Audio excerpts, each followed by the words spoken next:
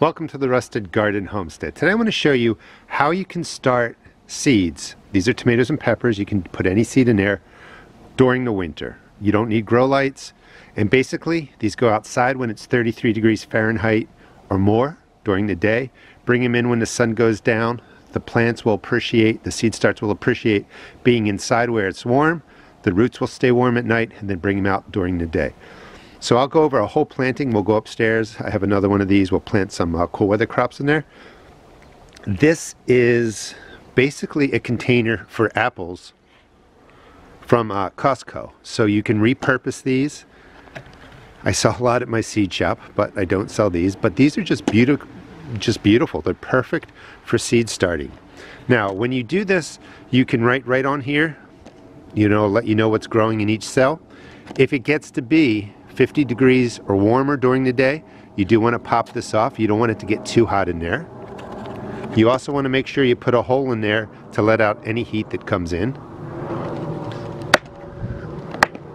I just close it and do exactly what I said. This comes out during the day. Move the snow out of the way if it's snowing. Let them get started outdoors in the sun.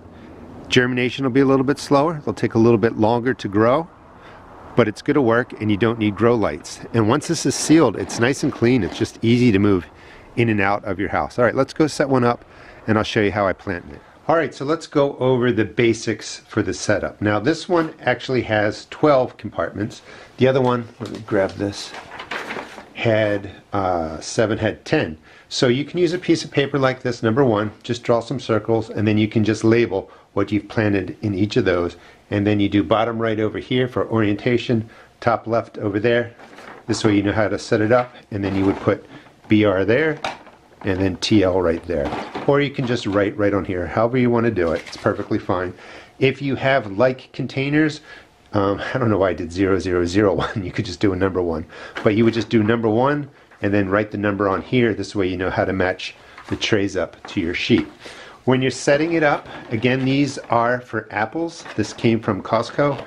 You can find them anywhere, but any kind of container like this. It's deep enough to start the seeds. When the seedlings, transplants get to the top here, you can open it up and you can let them grow longer that way too before they go out into the ground.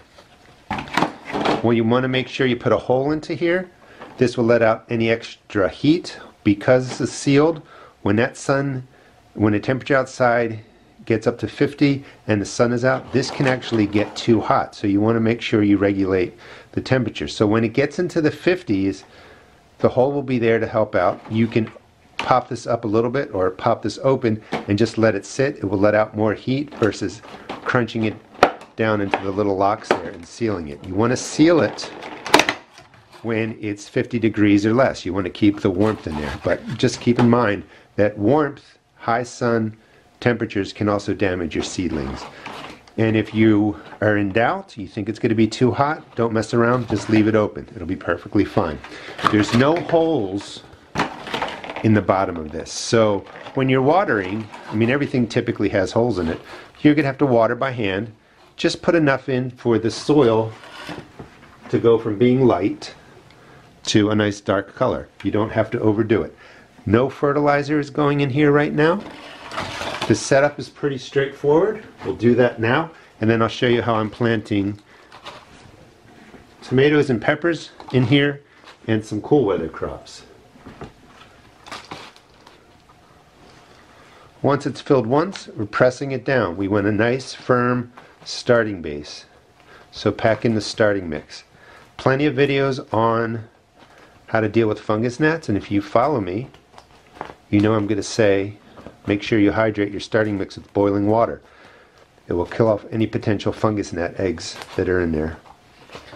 Just kind of corral the starting mix into there. You have a good starting base. Nice and firm. For tomatoes, peppers, I just poke a hole about 1/4 inch deep. We'll put tomatoes and peppers up there. For the kales, the lettuces, and the greens, I'm going to just overseed right in here. Let me get those seeds and we'll go ahead and do that.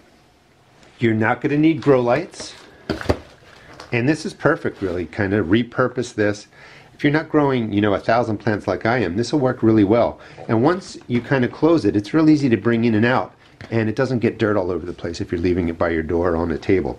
So first we're going to put in the tomatoes, and I'm going to do appropriate for the cold Siberian tomatoes. And I'm going to put 3 seeds in each hole. If you wanted, you could thin them out, but I'm always recommending put in 2 or 3 seeds for your tomatoes and peppers.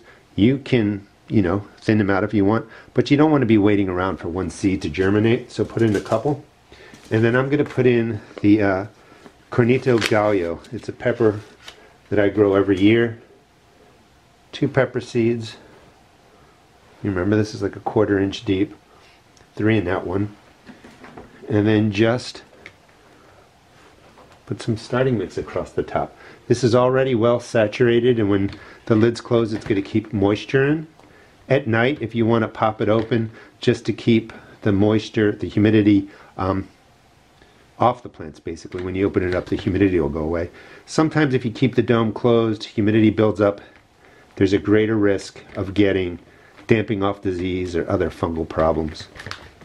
That's up to you.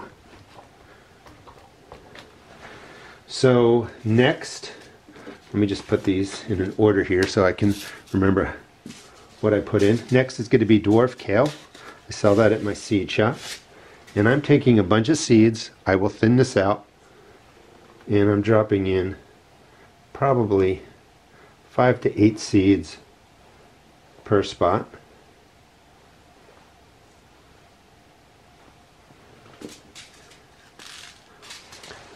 Now, kales and your cool weather crops will actually appreciate the cold weather. In theory, what you could do before you start putting this outside is leave it inside until you see something germinate. Once it germinates, you have to get it outside so it's getting that full sun.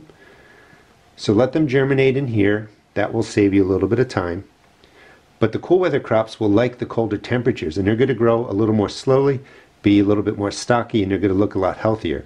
When you put your cool weather crops like kale under grow lights in your house, because it's so warm, sometimes they get tall and leggy. That's not from the lack of light, that's from the extra warm temperature. They're just growing really fast. And then this is going to be a ruby lettuce.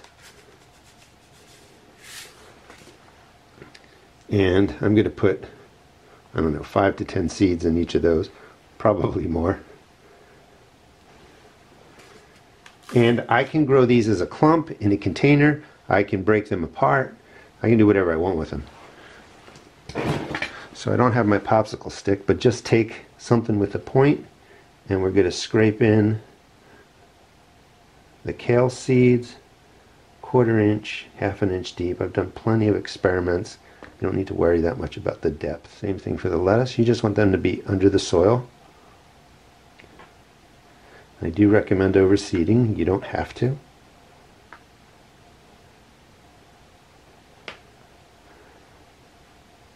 And then once they're all scraped in, a little more across the top for any seeds that are straggling and didn't get put under, and then press them in.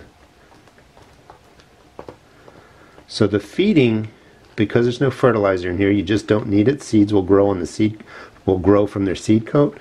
Once they break the surface, they've been growing a week or so, maybe 2 weeks, you can give them a very diluted, I have plenty of videos on it if you want to check out my channel, a diluted water-soluble fertilizer. Fish emulsion, if you use the chemical type fertilizers, you really want to cut that down to like a 1/4 dose. And instead of a watering, you're going to water it with the water-soluble fertilizer. Just put enough on to kind of soak through, and you're good to go. You can do that every 10 to 14 days. So that will set up my apple containers for sort of a version of winter sowing, except by bringing them in at night, keeps the roots warm, they're going to grow quicker, and by letting them germinate inside before you go and put them outside, they're going to germinate quicker. If you were putting these out in the cold, germination could take 3 or 4 times as long. It'll still happen, but let them germinate in the warmth of the house, and then just start moving them in and out, out during the day, in when the sun goes down. and you'll be able to grow your transplants that way. Hope you enjoyed the video. It gives you some ideas of how you can repurpose plastic containers from places like Costco. Again, these are apples. They're perfect. As the plant grows, you're just going to keep this open and you're going to have perfect transplants. Thanks for watching. Please subscribe and ring the bell. I'll show you how I take care of these, and I'll show you the progress over the next couple of months. Again, thanks for watching.